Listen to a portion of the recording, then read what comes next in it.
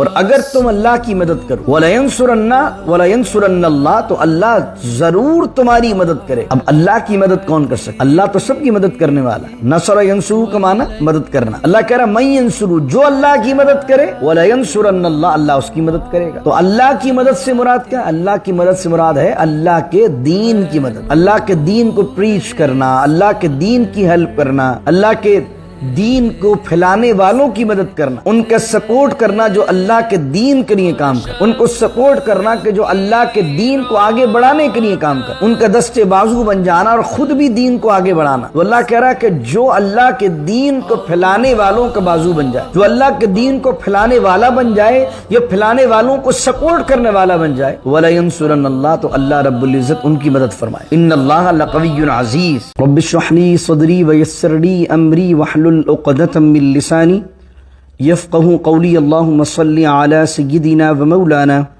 محمد معدن الجود والکرم وآلہ وصحبہ وبارک وسلم۔ ان اللہ یدافع عن الذین آمنوا ان اللہ لا يحب كل خوان کفور۔ صدق اللہ مولانا العظیم۔ سورہ حج کی آیت نمبر ورس نمبر 38 سے آج کے درس کا ہم آغاز کر رہے ہیں۔ اللہ رب العزت ارشاد فرماتا ہے ان اللہ یدافع عن الذین آمنوا، بے شک اللہ تعالیٰ مدافعت کرے گا، اللہ تعالیٰ دفاع کرے گا، اللہ تعالیٰ ڈیفنس کرے گا ان لوگوں کا جو لوگ ایمان لے کر آئے۔ ان اللہ لا يحب كل خوان کفور، اور بے شک اللہ تعالیٰ پسند نہیں کرتا ہر خائن کو اور ہر ناشکرے کو۔ کفور کا معنی ناشکرے کو اللہ رب العزت پسند نہیں فرماتا۔ سورۃ الحج ویسے تو مفسرین نے لکھا ہے کہ مدنیہ ہے، مدینہ شریف میں نازل ہوئی ہے، لیکن اس کی آیات پر اگر غور کریں تو اس کی کچھ آیات وہ بھی ہیں جو مکۃ المکرمہ میں، یہ عبداللہ ابن عباس رضی اللہ تعالی عنہما کی ایک روایت کے مطابق دوران ہجرت یعنی ہجرت کرتے ہوئے سفر کے اندر نازل ہوئی، ڈیورنگ اے مائگریشن۔ تو اللہ رب العزت یہاں یہ بات بیان فرما رہا ہے کہ 13 سال 13 ایئرس جو مکۃ المکرمہ میں مسلمان رہے، یقیناً ظلم و ستم میں رہے، یقیناً پریشانیوں میں رہے، اور اس وقت اللہ رب العزت نے مسلمانوں کو اپنے ہاتھوں کو روک کے رکھنے اور قتال نہ کرنے کا حکم دیا تھا۔ اب یہاں پر چونکہ مسلمان مدینے جا رہے ہیں، ایک الگ ریاست کا قیام ہو رہا ہے، تو اللہ رب العزت اب جو ہے وہ مسلمانوں کی امید کو بندھاتا ہے اور ڈھارس بندھاتا ہے، اور اللہ رب العزت یہ بات بیان فرماتا ہے کہ اب تمہاری طرف اللہ رب العزت کی خاص تائید و نصرت آئے گی، اور اللہ تعالیٰ تمہارا دفاع کرے گا، تمہیں ڈیفنس کرے گا، تمہاری مدد کرے گا۔ اور اب یہاں سے اللہ رب العزت جہاد کا حکم کو بیان فرماتا ہے۔ ان اللہ یدافع عن الذین آمنوا، اللہ تعالیٰ بے شک دفاع فرمائے گا یا دفاع فرماتا ہے ان لوگوں کا جو ایمان لے کر آئے۔ ان اللہ لا يحب، اللہ تعالیٰ پسند نہیں کرتا کل خوان ہر خائن کو۔ مشرکین مکہ کو خائن کیوں کہا گیا؟ اس لیے کہ حضرت ابراہیم علیہ السلام اور حضرت اسماعیل علیہ السلام کی جو تعلیمات تھی، جو ٹیچنگز تھی، وہ انہیں ایمانداری سے آگے پہنچانی چاہیے تھی، مگر حضرت ابراہیم علیہ السلام کا انہوں نے نام لیا، حضرت اسماعیل کا انہوں نے نام لیا اور ان کی اولاد ہونے کا دعویٰ کیا، لیکن ان کی تعلیمات میں خیانت کی اور صحیح تعلیم ان کے نام پر آگے نہیں پہنچائی۔ اور کفور اس لیے کہا گیا کہ مشرکین مکہ کو قریش کا ہونے کی وجہ سے پورے جزیرے عرب میں بہت عزت حاصل تھی۔ لإلاف قریش ایلافہم رحلۃ الشتاء والصیف کو اگر آپ تعلیم پڑھیں گے، اس کا مطالعہ کریں گے، لإلاف قریش اور اس کا، تو اس کے اندر یہ کہ سال کے اندر 2 سفر وہ کیا کرتے تھے، ایک سفر یمن کی طرف کرتے تھے، ایک سفر شام کی طرف کرتے تھے۔ تو وہ علاقے جہاں دشمن کا خوف ہوا کرتا تھا، وہ علاقے جہاں دشمن جو ہے وہ قریش مکہ بڑی آسانی سے گزر جایا کرتے تھے۔ قریش مکہ ان علاقوں کے اندر بھی بہت آسانی کے ساتھ آگے بڑھ جایا کرتے تھے، کیونکہ ڈاکو بھی ان لوگوں کا احترام اس لیے کرتے تھے کہ یہ لوگ مکے کے رہنے والے ہیں۔ تو اللہ رب العزت فرماتا ہے ایک تمہیں ایسا پروٹوکول اللہ نے دیا، پھر بھی تم اللہ کی بارگاہ میں شرک کرتے ہو، تو یہ خوان بھی ہیں یعنی خائن بھی ہیں اور کفور اور ناشکر بھی ہیں۔ پھر اللہ رب العزت فرماتا اذن للذین یقاتلون بانہم ظلموا، یہ پہلی آیت ہے جہاد کی حکم کے بارے میں، اور سورہ بقرہ اس کے بعد نازل ہوئی ہے، کیونکہ سورہ حج پہلے کی ہے۔ ترتیب میں آپ دیکھتے ہیں تو پہلے سورہ بقرہ آتی ہے پہلے سپارے میں سیکوینس کے لحاظ سے، اور سورہ حج 17 پارے میں آ رہی ہے۔ لیکن اگر آپ ریویلڈ کے حوالے سے دیکھیں گے ریویلیشن کب ہوئی ہے، تو وہ سورہ حج پہلے نازل ہوئی ہے اور سورہ بقرہ بعد میں نازل ہوئی ہے۔ تو سورہ بقرہ کے دوسرے سپارے میں، سورہ بقرہ کے اندر جہاں جہاد کی آیتیں آئی ہیں وہ آیتیں بعد میں آئی ہیں، اور سب سے پہلی آیت جہاد کے متعلق اللہ نے جو نازل فرمائی ہے وہ قتال کے مطابق، قتال فی سبیل اللہ اور جہاد فی سبیل اللہ کے متعلق وہ یہاں بیان فرمائی۔ فرمایا اذن للذین یقاتلون بانہم ظلموا، اور اجازت دے دی اللہ نے، اذینہ کا معنی اجازت دے دی، الاؤ کر دی اللہ نے، یقاتلون کہ جن سے جنگ کی جا رہی ہے ناحق، یعنی مشرکین مکہ مسلمانوں سے ناحق جو جنگ کر رہے ہیں۔ اب مسلمان کیا کرے، ہاتھ پہ ہاتھ دھرے بیٹھے رہے؟ نہیں، اب اللہ کہہ رہا اذن للذین، اللہ نے اجازت دے دی ہے مسلمانوں کو بھی لڑنے کی، بانہم ظلموا، کیونکہ مسلمانوں پر یہ ظلم و ستم کیا جا رہا ہے۔ پھر اللہ رب العزت فرماتا وَإِنَّ اللَّهَ عَلَى نَصْرِهِمْ لَقَدِيرٌ، اور بے شک اللہ تعالیٰ ان کی نصرت پر، ان کی مدد پر، یعنی مسلمانوں کی مدد کرنے پر ضرور قادر ہے۔ اللہ تعالیٰ ضرور مسلمانوں کی مدد فرمائے گا۔ اب جو ان پر ظلم ہوا ہے وہ کس طرح کا ظلم تھا؟ جو مشرکین مکہ نے مسلمانوں پر کیا تھا اس کی تعریف، اس کو ایکسپلین اور ایلوبریٹ اللہ کر رہا ہے۔ الذین اخرجوا من دیارہم بغیر حق، یہ وہ لوگ ہیں کہ جنہیں اپنے گھروں سے نکالا گیا ہے بغیر حق، ناحق، یعنی جو مسلمان مکے کے رہائشی تھے، مکے میں رہنے والے تھے، جن کی پیدائش مکے کی تھی، جن کی آباء و اجداد مکے میں رہتے ہوئے آ رہے تھے، ان کو ایمان لانے کی وجہ سے مشرکین مکہ نے زبردستی اپنے گھروں سے نکالا، انہیں مجبور کیا کہ وہ ہجرت کریں۔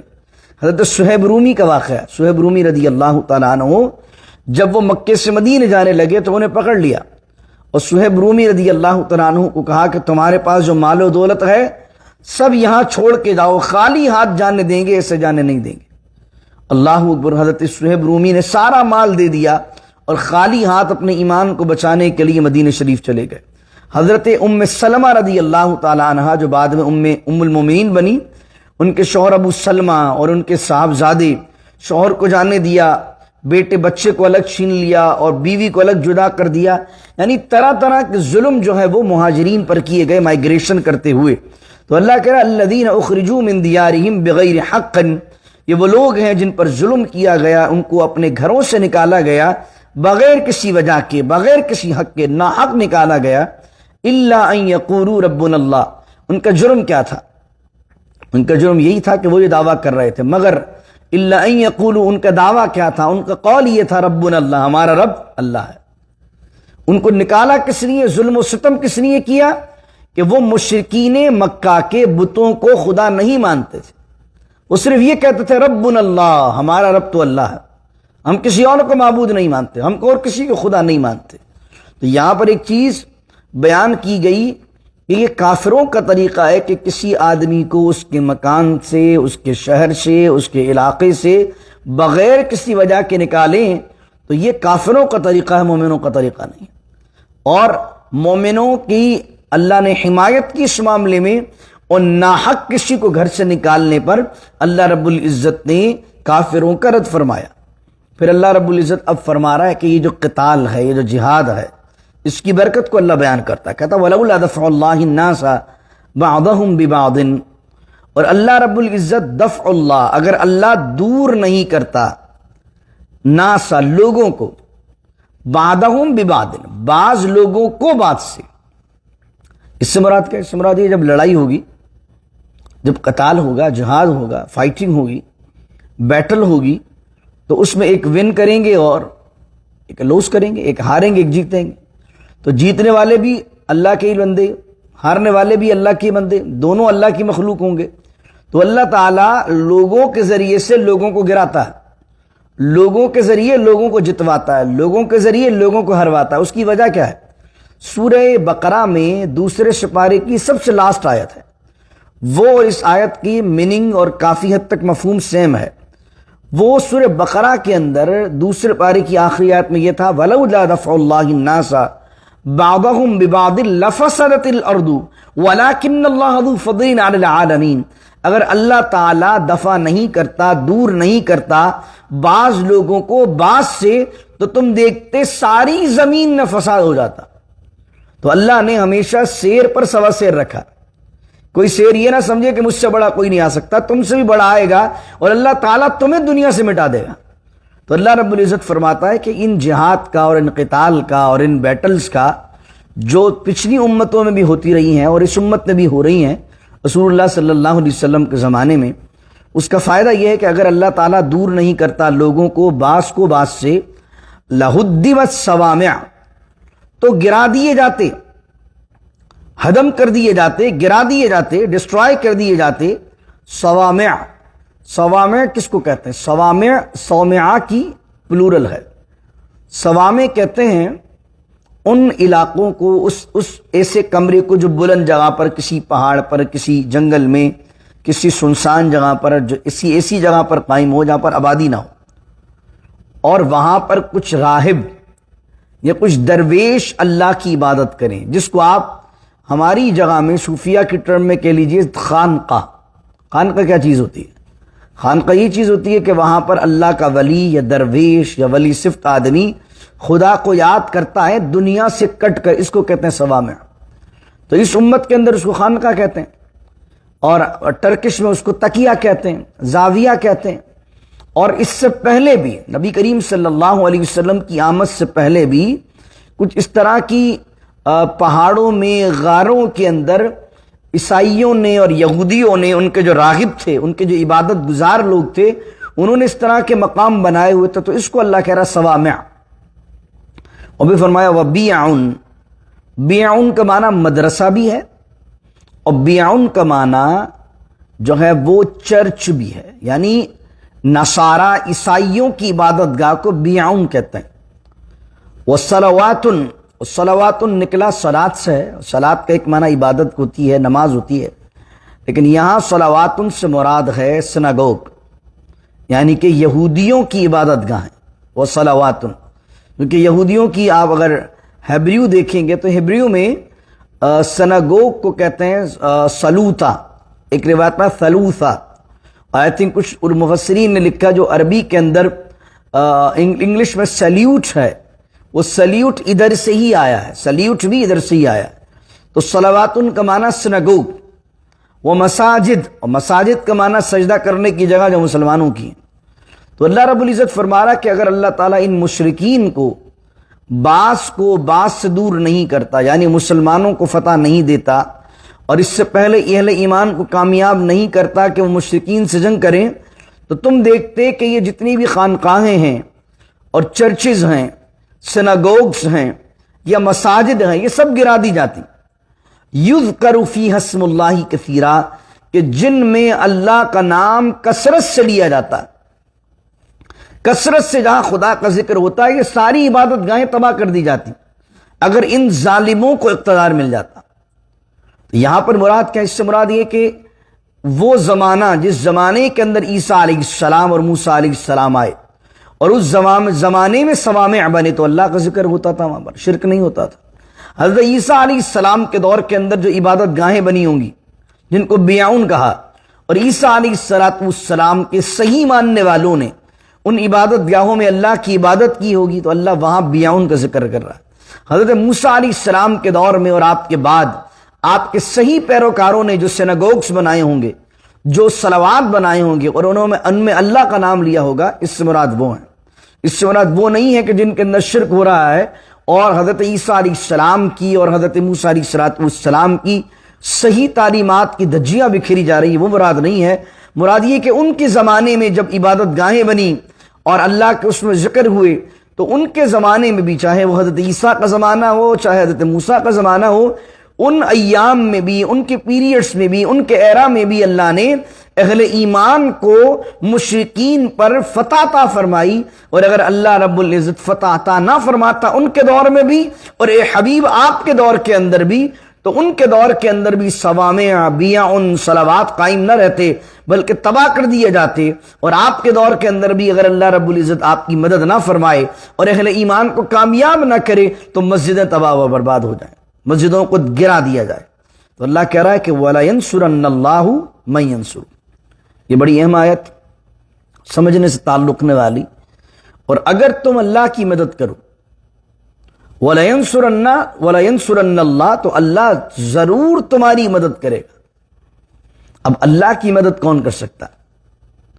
اللہ تو سب کی مدد کرنے والا ہے۔ نصر ینصرو کا معنی مدد کرنا۔ اللہ کہہ رہا من ینصرو، جو اللہ کی مدد کرے، وَلَا يَنْصُرَنَّ اللَّهُ، اللہ اس کی مدد کرے گا۔ تو اللہ کی مدد سے مراد کیا؟ اللہ کی مدد سے مراد ہے اللہ کے دین کی مدد، اللہ کے دین کو پریچ کرنا، اللہ کے دین کی ہیلپ کرنا، اللہ کے دین کو پھیلانے والوں کی مدد کرنا، ان کا سپورٹ کرنا جو اللہ کے دین کے لیے کام کر رہے ہیں، ان کو سپورٹ کرنا کہ جو اللہ کے دین کو آگے بڑھانے کے لیے کام کر رہے ہیں، ان کا دستے بازو بن جانا اور خود بھی دین کو آگے بڑھانا۔ تو اللہ کہہ رہا ہے کہ جو اللہ کے دین کو پھیلانے والوں کا بازو بن جائے، جو اللہ کے دین کو پھیلانے والا بن جائے یا پھیلانے والوں کو سپورٹ کرنے والا بن جائے، تو وَلَا يَنْصُرَنَّ اللَّهُ، تو اللہ رب العزت ان کی مدد فرمائے گا۔ ان اللہ لقوی عزیز، اور جو دین کے لیے کھڑا ہو جائے، جس طریقے سے مدینے آنے کے بعد مسلمان مومنین اللہ کے دین کی سربلندی کے لیے اور اللہ کے رب العزت کے دین کو پھیلانے کے لیے سارے جزیرہ عرب میں کھڑے ہو گئے، تو اللہ نے ان کی مدد فرمائی۔ بدر میں بھی، احد میں بھی، تبوک میں بھی، خندق میں بھی، ان تمام جنگوں کے اندر اللہ رب العزت نے ان کی مدد فرمائی، اور پھر فتح مکہ ہوا، اور بڑی شان سے نبی کریم علیہ الصلوۃ والسلام اپنے اصحاب کے ساتھ فاتح کی حیثیت سے مکۃ المکرمہ میں داخل ہوئے، اور اسی مکے میں داخل ہوئے جہاں مسلمانوں پر ظلم و ستم کے پہاڑ توڑے گئے۔ یعنی انہوں نے اللہ کے دین کی مدد کی، اللہ کے دین کو سپورٹ کیا، تو اللہ نے ان کو سپورٹ کیا۔ اور اللہ فرما رہا ہے ان اللہ لقوی عزیز، اور بے شک اللہ تعالیٰ قوی ہے، مضبوط ہے، عزیز ہے، یعنی کہ غالب بھی ہے، طاقتور بھی ہے اور غالب بھی ہے۔ جب اللہ طاقتور ہے، غالب ہے، تو جس کی اللہ مدد فرمائے تو وہ کیسے مغلوب ہو سکتا ہے، وہ کیسے لیٹ ڈاؤن ہو سکتا ہے، وہ کیسے ناکام ہو سکتا ہے، وہ کیسے جو ہے وہ ہار سکتا ہے، وہ جب جس کی وہ مدد فرمائے کہ جو طاقتور بھی ہو اور غالب بھی ہو۔ آخری آیت آج کے درس کی، الذین ان مکناہم فی الارض، اب یہ لوگ تھے کہ جنہیں اپنے گھروں سے نکالا گیا تھا، اور اللہ رب العزت نے فرمایا کہ یہ لوگ وہ ہیں جن کی اللہ تعالیٰ مدد فرمائے گا۔ جب مدد فرمائے گا تو یقیناً اللہ تعالیٰ انہیں اختیار دے گا، اقتدار دے گا، پاور دے گا، حکومت دے گا۔ تو اللہ رب العزت فرماتا ہے الذین ان مکناہم فی الارض، یہ وہ لوگ وہ ہیں مکناہم کا معنی جنہیں ہم نے اقتدار دیا، جنہیں ہم نے پاور دیا، جنہیں ہم نے اسٹرینتھ دی۔ کہاں پر؟ فی الارض، زمین میں۔ اب پہلے تو سمجھیے یہ لوگ کون ہیں۔ رسول کریم صلی اللہ علیہ وآلہ وسلم کی مدینہ شریف آنے کے بعد مسلمانوں کو اقتدار مل گیا، مکناہم کی بات پوری ہو گئی جو یہاں بیان ہو رہی ہے۔ اور حضور علیہ السلام کے وصال کے بعد، وصال ظاہری کے بعد، پہلے خلیفہ کون بنے؟ حضرت ابو بکر صدیق رضی اللہ عنہ، دوسرے خلیفہ حضرت عمر فاروق، تیسرے خلیفہ حضرت عثمان غنی، چوتھے خلیفہ حضرت علی مرتضیٰ، اور پانچواں خلیفہ بھی نامزد کیا جاتا ہے امام حسن کو، یعنی ان کو بھی خلفائے راشدین میں شمار کیا جاتا ہے۔ تو یہ جو خلفائے راشدین کا پیریڈ ہے، یہ پیریڈ وہ ہے جس کو اللہ رب العزت نے اس کی تعریف کی ہے، اور خصوصاً حضرت ابو بکر صدیق اور حضرت عمر فاروق کا دور، وہ تو بہت ہی ہمارا گولڈن ایرا رہا ہے۔ یہ دونوں ادوار جو رہے، تو اللہ رب العزت فرما رہا ہے کہ اگر ہم انہیں تمکن عطا کریں، اقتدار ادا کریں، تو یہ صحابہ کیا کریں گے؟ یہ مہاجرین صحابہ نے کیا کیا؟ یہ جو ایک گروپ ہے امت کے اندر جو معاذ اللہ یہ بات کہتا ہے کہ حضرت ابو بکر آئے اور معاذ اللہ انہوں نے خیانت کی، انہوں نے سیٹ پر قبضہ کیا، انہوں نے اقتدار پر قبضہ کیا، وہ ایک طرح سے قرآن کریم کی اس آیت کا انکار کر رہے ہوتے۔ قرآن تو کہہ رہا ہے کہ الذین ان مکناہم فی الارض، اور اگر ان لوگوں کو جو مہاجرین ہیں جن کو گھر سے نکالا گیا، اگر ان لوگوں کو جو اللہ کے دین کو سپورٹ کر رہے ہیں اور اللہ ان کی مدد کر رہا ہے، اللہ اگر انہیں پاور عطا کرے گا تو یہ کیا کریں گے؟ وہ اقاموا الصلاۃ، نماز کو قائم کریں گے، وآتوا الزکاۃ، اور زکوٰۃ کو ادا کریں گے، وامروا بالمعروف، اور نیکی کا حکم دیں گے، ونہوا عن المنکر، اور برائی سے منع کریں گے۔ یعنی یہ صحابہ جب انہیں پاور ملے گا، انہیں اقتدار ملے گا، تو یہ کیا کیا کریں گے؟ نماز کو قائم کریں گے، زکوٰۃ کو ادا کریں گے، وامروا بالمعروف، اور امر بالمعروف کریں گے، ونہوا عن المنکر، برائی سے منع کریں گے، صحابہ کرام۔ اور پھر دیکھیے حضرت ابوبکر کے دور کے اندر کیا نمازوں کا دور تھا۔ دیکھیے حضرت عمر فاروق کا زمانہ، کہ حضرت عمر فاروق جب مسجد نبوی میں آئے، دیکھا کہ رمضان کی راتیں ہیں، کوئی بندہ یہاں اکیلے نماز پڑھ رہا ہے، کوئی یہاں اکیلے نماز پڑھ رہا ہے، تو آپ نے حضرت ابی بن کعب جو بہترین تلاوت کرتے تھے ان کو کہا کہ ابی ایسا کیوں نہیں کرتے کہ سارے لوگوں کو ایک امام پر جمع کر لو۔ حضرت ابی بن کعب نے اعلان کیا، اور اگلے دن جب حضرت عمر آئے مسجد نبوی میں وزٹ کرنے کے لیے، تو حضرت عمر فاروق رضی اللہ عنہ نے دیکھا کہ رمضان کی راتیں ہیں اور حضرت ابی بن کعب مصلی پر ہیں، تلاوت قرآن کر رہے ہیں، قیام اللیل ہو رہا ہے، تراویح ہو رہی ہے، اور تمام لوگ ایک امام کے پیچھے قرآن کو سن رہے ہیں۔ تو حضرت عمر فاروق رضی اللہ عنہ وہ ہیں کہ جنہوں نے نماز کو قائم کروایا، ایک نظام قائم کیا۔ وآتوا الزکاۃ، زکوٰۃ کو کیسے انہوں نے قائم کیا؟ نظام زکوٰۃ کو، صرف زکوٰۃ ادا نہیں کی، کیونکہ جس کو پاور ملے گا وہ انڈیویجول صرف زکوٰۃ دے گا نہیں، بلکہ پورے زکوٰۃ کا نظام قائم کرے گا۔ حضرت ابو بکر نے کس طرح قائم کیا؟ کچھ قبیلے تھے جو نئے نئے اسلام لے کر آئے تھے، حضور کا وصال ہوا صلی اللہ علیہ وسلم، ان لوگوں نے کہا کہ بھائی ہم نماز پڑھیں گے، دیگر عبادت تو کریں گے، لیکن اب رسول اللہ چلے گئے دنیا سے معاذ اللہ، العیاذ باللہ تعالی، حضور کا وصال ہو گیا، اب ہم زکوٰۃ نہیں دیں گے۔ تو صدیق اکبر نے کیا کیا رضی اللہ عنہ، جو قرآن نے کہا کہ اگر ہم انہیں زمین میں پاور دیں تو وہ کیا کریں گے؟ نماز کو قائم کریں گے، کروائیں گے، زکوٰۃ ادا کریں گے، کروائیں گے۔ حضرت ابو بکر نے کہا، اور صحابہ کرام رضوان اللہ علیہ مجمعین میں سے کچھ لوگ یہ کہہ رہے تھے کہ آپ تھوڑا حلقات رکھیں، کیونکہ ابھی ابھی رسول کریم علیہ الصلوۃ والسلام کا وصال ظاہری ہوا ہے، باہر کا دشمن بھی ہم پر چڑھ دوڑا ہے، اور لوگ سمجھ رہے ہیں کہ ہم کمزور ہیں۔ تو صدیق اکبر رضی اللہ تعالیٰ عنہ اس وقت زکوٰۃ کے نظام کو قائم کرنے کے لیے ڈٹ گئے۔ آپ نے فرمایا اگر کوئی شخص رسول کریم صلی اللہ علیہ وسلم کے زمانے میں ایک اونٹ کی رسی بھی زکوٰۃ میں دیتا تھا، اور وہ حضور علیہ السلام کے وصال ظاہری کے بعد وہ اونٹ کی رسی دینے سے بھی منع کرے گا تو میں اس کے خلاف جہاد کروں گا۔ اللہ اکبر۔ تو ایک زکوٰۃ کے نظام کو ان صحابہ نے قائم کیا۔ مجھے بتائیے کہ اگر اس زمانے میں صدیق اکبر اس نظام کو قائم نہ کر پاتے رسول کریم علیہ السلام کے بعد، جو پہلا ہی سٹیج تھا حضور کے بعد، تو مجھے بتائیے آج کوئی زکوٰۃ دے رہا ہوتا؟ ہم اور آپ زکوٰۃ دیتے؟ وہ انہوں نے اسٹینڈ لیا۔ تو یہ وہ لوگ ہیں جن کے بارے میں اللہ کہہ رہا ہے کہ یہ وہ لوگ ہیں کہ جو نظام نماز کو قائم کرتے ہیں، نظام زکوٰۃ کو قائم کرتے ہیں، یہ وہ لوگ ہیں وہ امروا بالمعروف، نیکی کا حکم دیتے ہیں۔ نیکی کا حکم کیا ہے؟ اچھائی کا حکم کیا ہے؟ صدیق اکبر کا زمانہ دیکھیے، عمر فاروق کا زمانہ دیکھیے، عثمان غنی کا زمانہ دیکھیے، مولا علی کا زمانہ دیکھیے، کیا انصاف کا دور ہے۔ ہر شخص آتا ہے اس کو انصاف ملتا ہے، ہر شخص کو تلقین ہوتی ہے کہ انصاف کیا جائے۔ کیا بہترین زمانہ، نیکی کی باتیں ہوتی ہیں، اچھائی کی باتیں ہوتی ہیں، کیا خوبصورت دور وہ رہے ہیں۔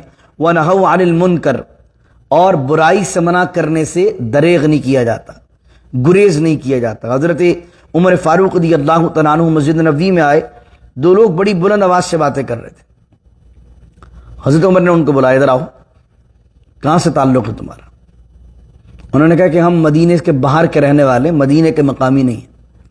تو حضرت عمر فاروق رضی اللہ عنہ نے فرمایا اگر تم مدینے کے رہنے والے ہوتے تو میں تمہیں سزا دیتا۔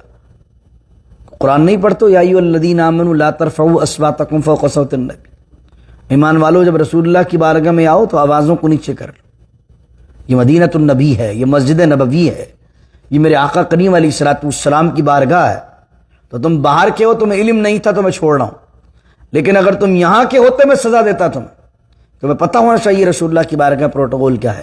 یہ وہ لوگ تھے کہ جنہوں نے وَنَهَوْا عَنِ الْمُنْكَرِ کر کے دکھایا، برائی سے منع کر کے دکھایا۔ یہ وہ لوگ تھے، حضرت عمر کا دور، آپ مدینہ شریف کے بازاروں میں نکل جاتے اور آپ کے کندھے پر کوڑا رکھا ہوتا، اور جو بندہ وہاں پر اگر ناپ تول میں ڈنڈی مارتا، اگر کوئی غلط چیز بیچتا، اگر کسی طرح ظلم و زیادتی ہوتی، تو حضرت عمر کی شان تو یہ تھی آپ کوڑا وہیں اٹھاتے اور وہیں کوٹنا شروع ہو جاتے اس کو۔ اس وجہ سے لوگ حضرت عمر کے زمانے میں تار کے مافک سیدھے چلتے تھے، لیکن آپ کا جلال اللہ کے لیے، آپ کا جمال بھی اللہ کے لیے، اپنی ذات کے لیے نہیں تھا۔ اپنی ذات پر تو بڑے عاجزی پسند تھے۔ ایک شخص 22 لاکھ مربع میل پر آپ کی حکومت تھی، اپنی ذات کی اگر بات کی جائے تو اپنی ذات پر کوئی پروٹوکول نہیں تھا۔ اللہ کی شریعت کو اور اللہ کے نظام کو اور حضور کی شریعت کے نفاذ کے لیے آپ کا جمال بھی تھا، آپ کا جلال بھی تھا۔ اگر اپنی ذات کی بات کی جائے تو کیا خوبصورت بات مجھے یاد آئی، کچھ لوگ آئے حضرت عمر فاروق رضی اللہ عنہ سے ملنے، نام بڑا سنا تھا انہوں نے، بیت المقدس تک فتح ہوا حضرت عمر کے دور کے اندر، پوری دنیا میں نام حضرت عمر کا ہوا کہ ایک حاکم مسلمانوں کا ایسا آیا ہے کہ آہستہ آہستہ آہستہ مسلمانوں کی سرحدیں بڑھتی جا رہی ہیں، 22 لاکھ مربع میل پر حکومت پھیل گئی ہے، ہر طرف حضرت عمر کا شہرہ، دبدبا، ڈنکا بج رہا ہے۔ کچھ لوگ آئے حضرت عمر سے ملنے مدینہ شریف، دیکھ کے تو آئے خلیفۃ المسلمین کی شان کیا ہے، کیا پروٹوکول ہے، کیسے لوگ ہیں۔ کسی نے پوچھا آ کر کہ ہمیں خلیفۃ المسلمین سے ملنا ہے، تو کہا مسجد نبی میں چلے جائیے۔ لوگ سمجھ رہے تھے کوئی الگ سے آفس ہوگا، الگ سے کوئی دربار ہوگا بادشاہوں کی طرح، بولا نہیں، مسجد نبی میں ہی ہوں گے، اور اگر وہاں نہ ملے تو یہیں مدینہ شریف کے اندر دیکھیے گا کسی کھجور کے درخت کے نیچے ہوں گے۔ لوگ گئے مسجد نبوی میں نہیں پایا تو وہ ڈھونڈنے لگے تو دیکھا کہ ایک مسجد نبوی کے اندر ہی ایک درخت ہے، دوپہر کا وقت ہے، اور حضرت عمر فاروق رضی اللہ تعالیٰ عنہ بغیر کسی محافظ کے اس درخت کے سائے کے اندر بھری دوپہر میں زمین پر آرام کر رہے ہیں، کوئی پروٹوکول نہیں۔ وہ آئے اور آ کر سلام عرض کیا اور کہا حضور ہم نے تو آپ کا بڑا نام سنا تھا، ہم نے تو بڑا سنا تھا کہ آپ 22 لاکھ مربع میل کے حاکم ہیں، خلیفۃ المسلمین ہے، وہ عمر جس کے نام کا دبدبا دنیا کے اندر گونج رہا ہے۔ ہم نے تو سوچا تھا بڑے محافظ ہوں گے اور بڑا پروٹوکول ہوگا، حضور آپ تو اکیلے تن و تنہا ہیں، کوئی پروٹوکول، کوئی محافظ نہیں ہے۔ تو حضرت عمر فاروق رضی اللہ تعالیٰ عنہ کا جملہ مؤرخین نے لکھا اور کمال جملہ لکھا۔ حضرت عمر نے کہا کہ جب حکمران لوگوں کو ان کے گھر کے دروازے تک انصاف پہنچانے والے بن جائیں تو پھر انہیں حفاظت کروانے کی ضرورت نہیں ہوتی، اللہ کے جو درندے ہیں، جو جانور بھی ہیں، وہ بھی اس شخص کی حفاظت کرتے ہیں اگر وہ صحیح طور پر لوگوں تک انصاف پہنچا رہا ہے۔ اگر حاکم صحیح طور پر انصاف پہنچانے والا بن جائے تو پھر اس کی جان کو خطرہ نہیں ہے۔ تو میرے دوستوں، وہ نظام قائم کیا جو اللہ نے یہاں بیان فرمایا، پھر فرمایا وَلِلَّهِ عَاقِبَةُ الْأُمُورِ، اور ہر کام کا جو انجام ہے وہ تو اللہ کے لیے، وہ تو اللہ کے پاس، اللہ ہی جانتا ہے کہ اینڈنگ رزلٹ کیا۔ آپ کا کام ہے کوشش کرنا، آپ کا کام ہے ٹرائی کرنا، باقی انجام رزلٹ اپنے اوپر نہ رکھی کہ رزلٹ کیا ہے، رزلٹ تو اللہ کے پاس ہے۔ آپ کا کام ہے کوشش کرنا، ٹرائی کرنا۔ وَلِلَّهِ عَاقِبَةُ الْأُمُورِ، اور امور کا انجام، عاقبت الامور یعنی کاموں کا جو رزلٹ ہے، جو انجام ہے، وہ اللہ کے لیے۔ اللہ تعالی ہم سب کو کامیاب و کامران فرمائے، اللہ تعالی ہماری مدد فرمائے، اور اللہ رب العزت ان لوگوں میں شامل فرمائے کہ جن کو اللہ رب العزت پاور عطا فرمائے، طاقت عطا فرمائے۔ اللہ ہمیں ان لوگوں میں شامل فرمائے جو طاقت کو ابیوز نہ کریں، جو پاور کو ابیوز نہ کریں، جو سیٹس کو ابیوز نہ کریں، بلکہ وہ لوگ وہی ہوں جن کے بارے میں قرآن نے کہا جو صحابہ کی طرز عمل پر چلنے والے ہوں۔ قاموا الصلاۃ وآتوا الزکاۃ وامروا بالمعروف ونہوا عن المنکر۔ اللہ تعالی ہمیں خود بھی اس کا عامل بنائے اور لوگوں کو بھی اس کا عامل بنانے کی توفیق عطا فرمائے۔ بسم اللہ الرحمن الرحیم، الحمد للہ رب العالمین، الصلاة والسلام على أشرف الأنبياء والمرسلين، اللهم نذر قلوبنا بالقرآن العظيم وزين أخلاقنا بالقرآن العظيم وأدخلنا الجنة بالقرآن العظيم ونجنا من النار بالقرآن العظيم، اللهم أعنا على ذكرك وشكرك وحسن عبادتك، وصلى الله تعالى على خير خلق محمد وعلى آله وصحبه أجمعين برحمتك يا أرحم الراحمين، لا إله إلا الله محمد رسول